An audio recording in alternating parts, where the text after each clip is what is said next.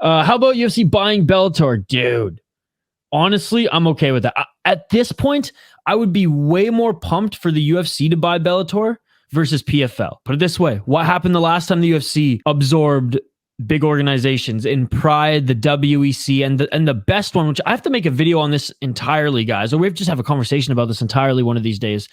Strikeforce was the catalyst for the UFC to get where it is today. And no one can tell me otherwise if you look at the roster that they absorbed and how successful that current roster was in the UFC.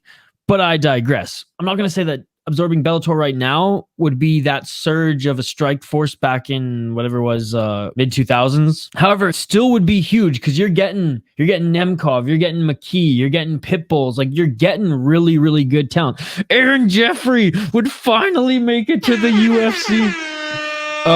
And maybe the UFC brings back the kickboxing. Maybe they do continue to employ tournaments. I mean, that's a stretch.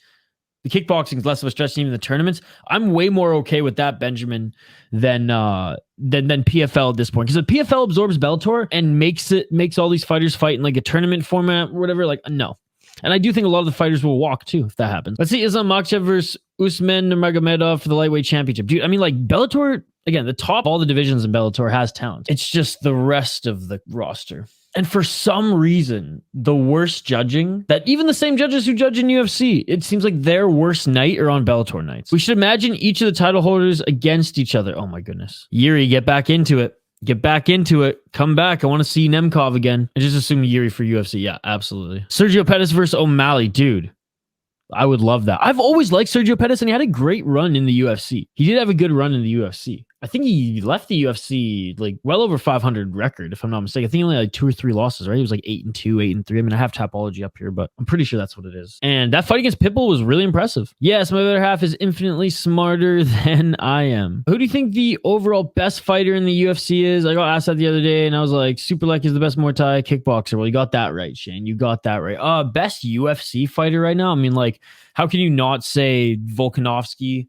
How can you not say John Jones? Volkanovski and Jones right now, I guess. Like, I'm sorry, I can't say Islam Makhachev is one of the best fighters in the UFC. I just can't. Israel Adesanya, maybe. Honestly, Volkanovski, John Jones, Israel Adesanya right now. And again, I'm not a big Israel Adesanya fan, but like proof's in the pudding. He's beaten everyone they've given him pretty much, and he avenged his loss against Pereira. What division am I missing? I know I'm missing one. Charles Oliveira. As much as I want, see. If I let bias seek in, I would say Charles Oliveira. But let's go Volkanovski.